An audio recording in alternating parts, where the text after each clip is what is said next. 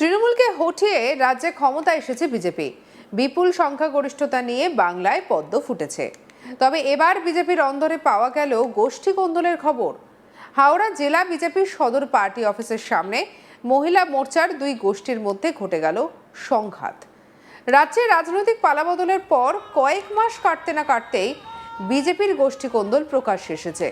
দুই গোষ্ঠীর মধ্যে কথা কাটাকাটি, ধাক্কাধাক্কি, যার জেরে হাওড়া সদরের বিজেপির প্রধান কার্যালয়ের সামনে ছড়ালো উত্তেজনা।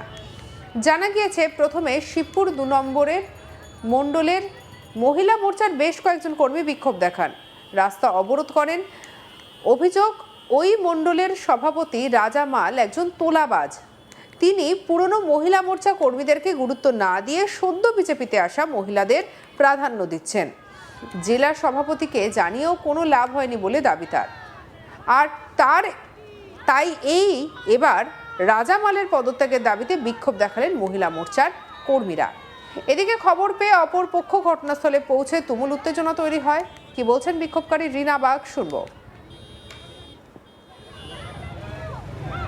আমরা রাস্তায় বসেছি, আমরা যতজন মেয়ে এসেছি সমস্ত মেয়েরাই পুরনো মহিলা মোর্চার কর্মী। ভোটের আগে 2021 সাল থেকে আমরা বিজেপির হয়ে কাজ করছি। আমরা ভোটের আগে আমরা সমস্ত মেয়েরা এক হয়ে আমরা কাজ করেছি। ভোটের আগে মাতৃশক্তি।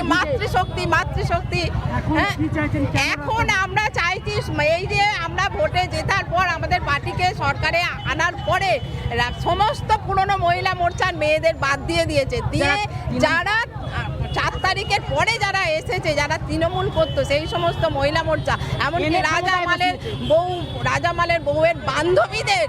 হ্যাঁ, তারপর রাজামাল হচ্ছে আমাদের শিবপুর 2 নম্বর মণ্ডলের মণ্ডল প্রেসিডেন্ট। ওনার বউয়ের বান্ধবীদের মহিলা মোর্চার মধ্যে রাখা হয়েছে। আমাদের সমস্ত পুরনো মহিলা মোর্চার কর্মীদের বাদ দেওয়া হয়েছে। আমরা চাই আমাদের সমস্ত পুরনো মহিলা মোর্চার কর্মীদের আবার থানাতে রাজামালের একাধিপত্য গঠন হোক, সেই কমিটিতে আমাদের রাখা হোক। যতক্ষণ না আমাদের আসছেন, যতক্ষণ না গৌরাঙ্গ ভট্টাচার্য আসছেন, যতক্ষণ রাজামাল আসছেন, আমাদের আজকে মিটিংয়ে ডেট দেওয়া হয়েছিল, কিন্তু ওনারা আসছেন না। যতক্ষণ না ওনারা আসবেন আমরা অবরোধ করে যাব। বিক্ষোভকারী দোলন ঘোষ কি বলছেন, শুনবো তার কথা। আমাদেরকে দিনের পর দিন আমাদের কোনো কথা শোনা হচ্ছে না, আমাদের কোনো দাবি মানা হচ্ছে না, আমাদেরকে কোনো রকম পাত্তা দেওয়া হচ্ছে না। আমরা আমাদের দাবি পেশ করেছি দিনের পর দিন। আমাদেরকে শ্লীলতাহানির মতন কেস করা হয়েছে, আমাদেরকে একা পেয়ে আমাদের সাথে খুব খারাপ ব্যবহার।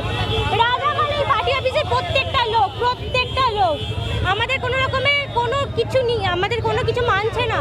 আমরা বলতে চাইছি যে আমাদের সাথে এত খারাপ ব্যবহার করছে। এতগুলো মেয়ে আছে, প্রত্যেক দিন তাদেরকে থ্রেট দেওয়া হচ্ছে যাতে না এখানে আসা হয়, এইসব কথা বলা হচ্ছে। আমাদের আমরা চাইছি আমাদের এখন যে আন্দোলনটা করছি সেই আমাদের কথা, আমাদের দাবি মানতে হবে, আমাদের দাবিটা অন্তত শুনতে হবে। আর সেই জন্য আমরা দিনের পর দিন এখানে দাঁড়িয়ে আছি। এখানে আপনাদের বিজেপি কর্মী? হ্যাঁ, আমরা সবাই বিজেপি, আমরা সবাই, কিন্তু হ্যাঁ আমরা বিজেপিই করি। পথ অবরোধ করেছি কারণ আমাদের সাথে কথা বলছে না। আমরা দিনের পর দিন আমরা কাজ করে গেছি বিজেপির সাথে, কিন্তু আমাদেরকে কোনো রকম পাত্তা দেওয়া যায় না। নতুন লোক তোলা হচ্ছে, নতুন লোক দিনের পর দিন তোলা হচ্ছে, পুরনো লোকেদের কোনো জায়গা নেই। এখন চাইছি আমাদের সাথে এসে কথা বলুক, উনি কথাও বলছে না, ডেট দেওয়ার পরে ডেট দিচ্ছে। অবরোধ করছি আমরা, আর কি করবো, আমাদের কাছে আর কোনো উপায় নেই।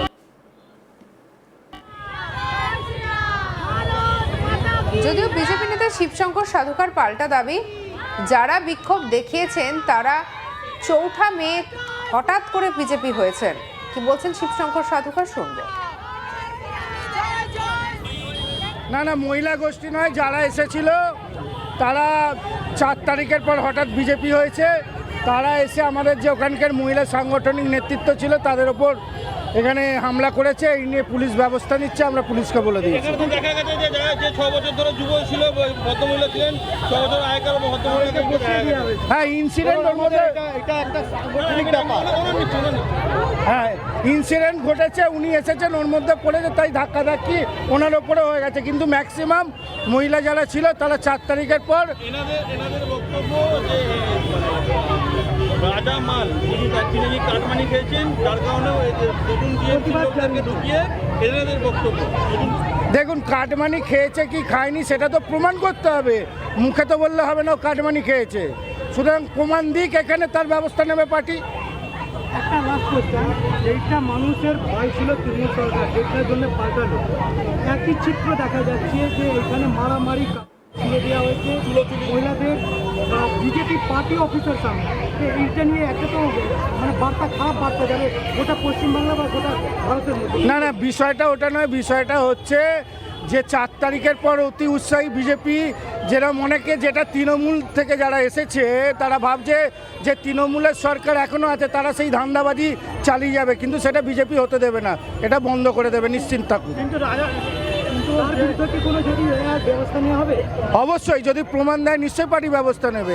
সে মণ্ডল সভাপতি হোক, জেলা সভাপতি হোক, রাজ্য সভাপতি হোক, প্রত্যেকে একই কথা বলে দিয়েছে, যদি আপনারা প্রমাণ দিতে পারেন, একাধিক প্রমাণ থাকে, তার বিরুদ্ধে ব্যবস্থা হবে। এবং সেরকম আমাদের হাওড়া সদরে অনেক শোকজও খেয়েছে, শোকজও হচ্ছে, পার্টি ব্যবস্থা নিয়েও হচ্ছে।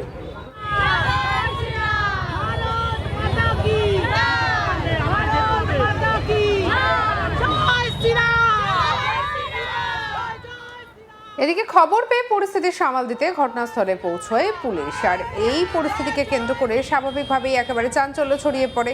চলুন ছবিটা দেখি।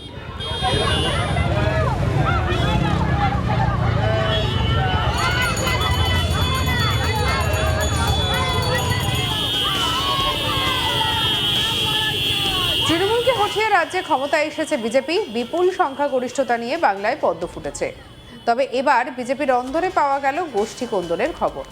হাওড়া জেলা বিজেপির সদর পার্টি অফিসের সামনে মহিলা মোর্চার 2 গোষ্ঠীর মধ্যে ঘটে গেল সংঘাত।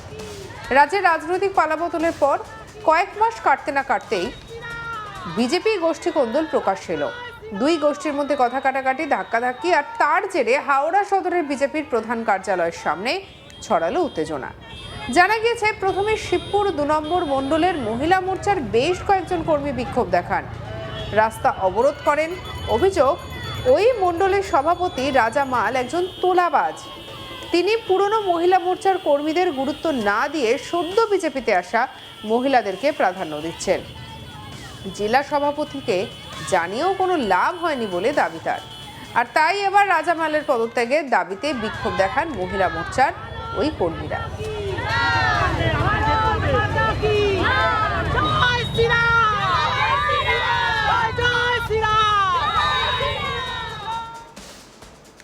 সঙ্গে রাখুন আজ তাক বাংলাকে। অন্যান্য খবরের জন্য সাবস্ক্রাইব করতে ভুলবেন না।